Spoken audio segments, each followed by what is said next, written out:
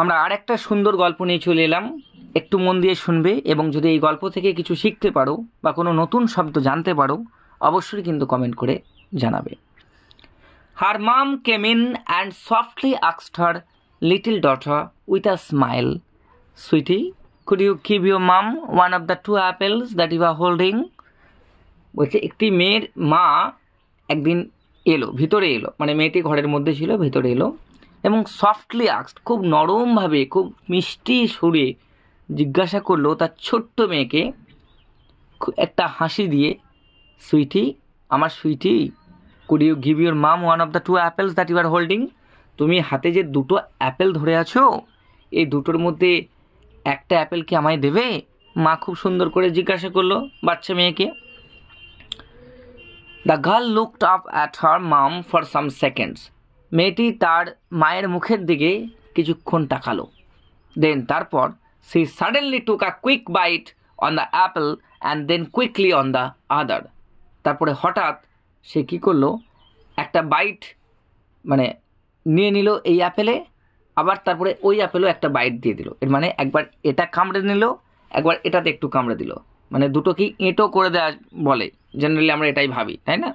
এটাতে একটু খেয়ে নিল, এটা একটু খেয়ে নিল।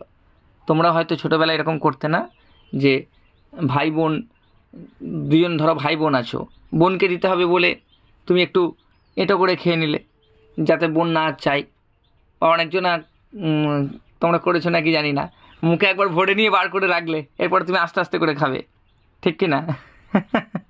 যাই হোক, ওইসব কথাই না যাই, আমরা চলে আসি আবার স্টোরিতে। The mum felt the smile on her face freeze. মা যখন এই ঘটনাটি দেখলো, মাটির খুব খারাপ লাগলো যে আমার মেয়ে আমার সঙ্গে এরকম করলো, সেরকম ভাবলো মেয়েটি কী বদমাইশ হয়েছে। সে তার যে মুখের হাসিটা ছিল সুন্দর করে যে এসছিল হেসে হেসে মেয়েকে জিজ্ঞাসা করতে, সেটা পুরোপুরি ফ্রিজ হয়ে গেল, মানে জমে গেল।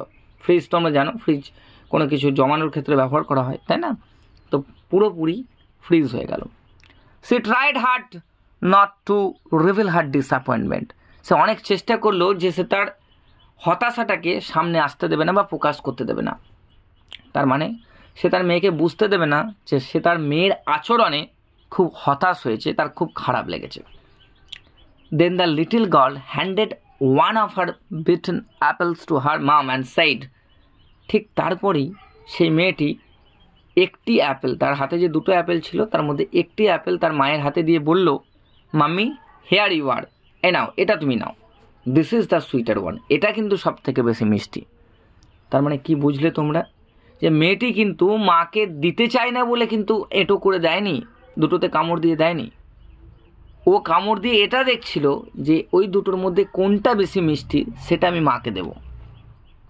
তাহলে মোরাল কি বলছে এখানে, no matter who you are, এটা ম্যাটারই করে না তুমি কে, হাউ এক্সপিরিয়েন্সড ইউ আর, তুমি কতটা অভিজ্ঞ, and how knowledgeable you think you are, এবং তুমি নিজেকে কতটা জ্ঞানী মনে করো। অলওয়েজ ডিলে জাজমেন্ট, সবসময় জাজমেন্ট করতে একটু টাইম নাও, দেরি করো, তাই না? এখানে দেখো মাটা কিন্তু অনেক এক্সপিরিয়েন্স মেয়েটির থেকে, কিন্তু তবুও তাকে ভুল বুঝেছিল, ঠিক কি না? এই জন্যই আমাদেরকে জাজমেন্ট দিতে একটু দেরি করা উচিত। কুইক কাউকে জাজমেন্ট করতে নেই, কাউকে জাজ করতে নেই, ঠিক কি না? ঠিক এই কারণেই অনেক সম্পর্ক খুব তাড়াতাড়ি ভেঙে যায়, কুইক জাজমেন্টের জন্য। Give others the time and the opportunity to explain themselves. বলছে অন্যকে সময় দাও এবং সুযোগ দাও তাদেরকে এক্সপ্লেন করার জন্য, তাদেরকে নিজেদেরকে ব্যাখ্যা করার জন্য। অনেক সময় হয় আমাদের এখনকার রিলেশনশিপে, সেটা বাবা মার সঙ্গে হতে পারে, সেটা তোমাদের বন্ধুদের সঙ্গে হতে পারে, বিভিন্ন জনের সাথে হতে পারে, যে তুমি কোনো কারণে একটা ভুল বুঝলে কাউকে কারোর কাছ থেকে শুনে, এবং তুমি তাকে এক্সপ্লেনও করতে দিতে চাইছো না, ডাইরেক্ট তুমি ব্লক করে দিচ্ছ তোমার হোয়াটসঅ্যাপ থেকে, তোমার ফেসবুক থেকে এবং তোমার লাইভ থেকেও, ঠিক কি না? তাই এরকম যদি কেউ করে থাকো অবশ্যই আরেকবার জানতে চাও অ্যাকচুয়ালি হয়েছিলটা কি, এক্সপ্লেন করতে দাও তাকে, হয়তো তুমি কোনো পজিটিভ দিক খুঁজে পাবে। What you see may not necessarily be what you are thinking.